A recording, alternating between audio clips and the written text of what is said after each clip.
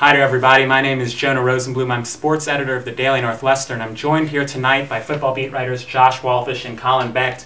Well, the Northwestern Wildcats, perhaps as hot as they've been all season, they have two straight victories, including a huge 28-25 victory over number 9 Nebraska in Lincoln.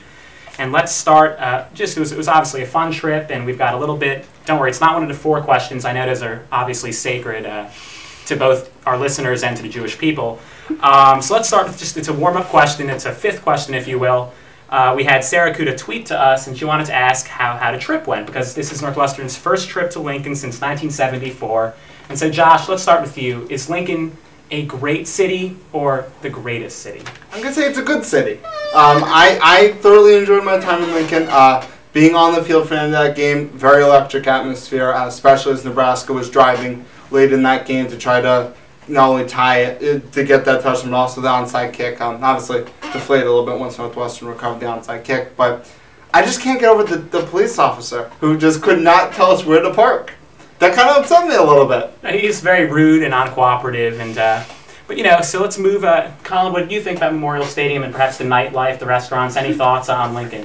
Well, Jen, I'm sure the nightlife was a little bit hampered by the fact that they lost. But in terms of the stadium atmosphere, when they had the tunnel walk and they played the video on the jumbotron, I thought there was no way Northwestern was going to win that game, and obviously that analysis wasn't correct. But for Nebraska, they certainly have the intimidation factor down. And you weren't the only one who thought Nebraska would have the route. I remember we saw that gas station sign as we drove into town, and I think they had Nebraska winning 54-21. That wasn't the case, and one of the big reasons was that Northwestern won the battle of the trenches. And I think that surprised us all. But both the offensive and defensive line for Northwestern absolutely excelled. And for this defensive line, you have stats out there. They had 8 tackles for loss. They completely penetrated that line. They stopped Rex Burkhead. They stopped Taylor Martinez. And for the offensive line, I think they maybe gave up 1 or 2 sacks all game. What was the story there at those lines? Well, yeah, Jonah, it's certainly one of the best games for both the offensive and defensive line units. The offensive line, Pat Fitzgerald said on Monday, graded out to an 89%. That means they only made 5 or 6 mistakes for the entire game. So that was it was the first time that they've ever mentioned that stat for the entire line, so probably the best that they've played all season. As you mentioned with the defense, those 8 tackles for losses. They were constantly getting in the backfield, disrupting Taylor Martinez and Rex Burkhead. There was a time where Nebraska had a 4th and 2, and Quentin Williams brought down Burkhead behind the line. It was a crucial stop, and it sort of exemplified the performance they had all game, that they really just dominated Nebraska's offensive line, something that no one really expected to happen. And going back, obviously you mentioned the success of the defensive line, but that offensive line, just excellent play, and you have obviously the skill players. Northwestern's always had the skill players in Jeremy Ebert, Dan Persa, Kane Coulter. What is Rice going to do? Because Rice comes into this game giving up 37.6 points per game. They're ranked, I think, 116th in the country in points against. This is an awful defense. Can they stop Northwestern? Well, Indiana's defense a little bit better than Rice in terms of scoring defense, and Northwestern hung 59 the Hoosiers. So the simple answer is I don't think that Rice has any chance of stopping the Northwestern offense. Indiana did it once, and that elicited a great cheer from the Bloomington Memorial Stadium. But I think the fans at Ryan Field will be cheering the entire time because I don't think Rice has any chance of stopping Northwestern. Yeah, maybe we could do a similar. I think Indiana forced Northwestern to punt once, so maybe you can do an over-under at home. For those of you who want to do some gambling, you could maybe say over-under on 1 punt. I'll go under. Now, you saw Kane Coulter, one of the guys that Rice is really going to have to figure out some way to stop because no one's been able to thus far. Kane Coulter has excelled on the field. He's been tremendous as a runner, and he showed some skill passing the ball as well. And we all knew he was a great athlete, but the question is, was he ready to lead this team? And I think in Lincoln we got our answer because Kane Coulter, Dan Persa was out for much of the second half, and Kane Coulter came in there and performed in the clutch. What did you think of that performance? It was pretty tremendous. He performed much better than I think anyone really reasonably could have expected him to. Coming in a tough environment, and when Nebraska seemed like they were mounting a charge to prevent Northwestern from pulling another upset, he willed them, Northwestern, to stay in the game, led them down the field on that last drive, constantly moving the chains with his feet. He showed a lot more poise than you'd expect from a true sophomore quarterback. And it's got to give Northwestern a lot of confidence looking forward down the line next couple seasons when he will be an even bigger role in the offense. Certainly a bright future for the sophomore and a very mature player on and off the field. Someone who was perhaps less mature, Taylor Martinez, acting like a five-year-old after that game. I mean, in his press conference, he alleged that Northwestern was stealing signs. He said it was a different defensive front, I guess trying to pin reasons for the loss.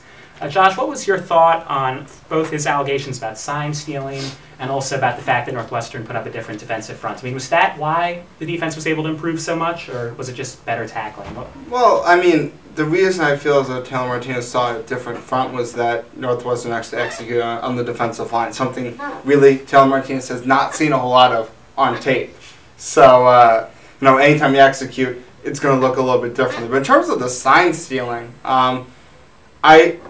I was kind of confused by that, because when I heard this, I'm like, oh, he thought they were doing what New England Patriots did.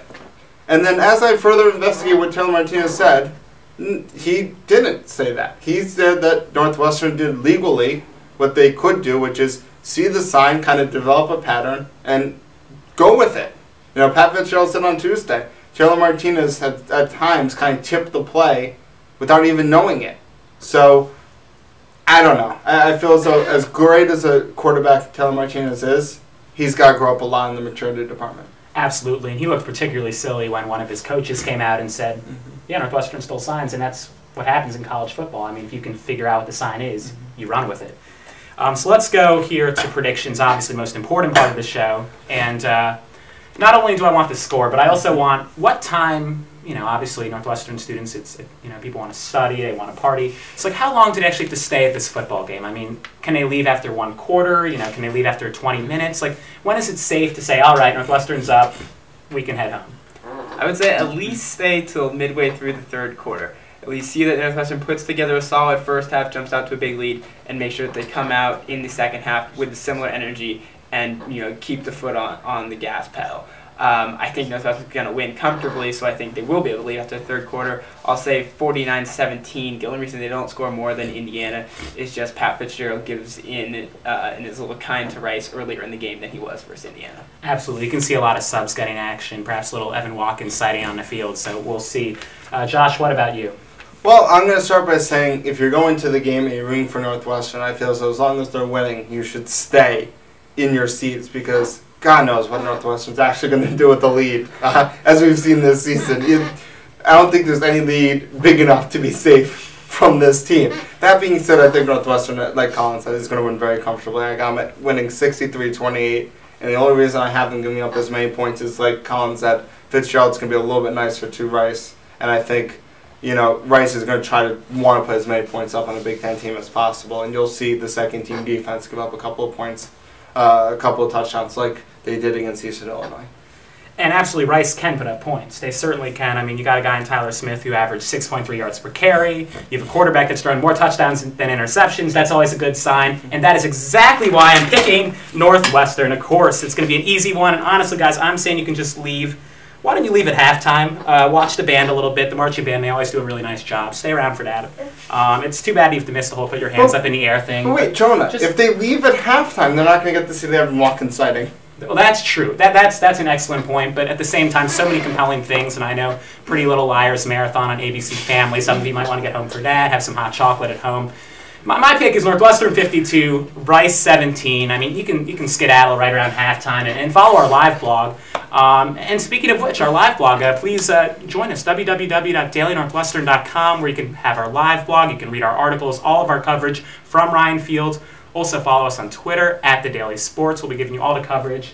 And once again, thank you so much for tuning in. For Josh Walfish and Colin Becht, I'm Jonah Rosenblum. Have a great night and a great weekend.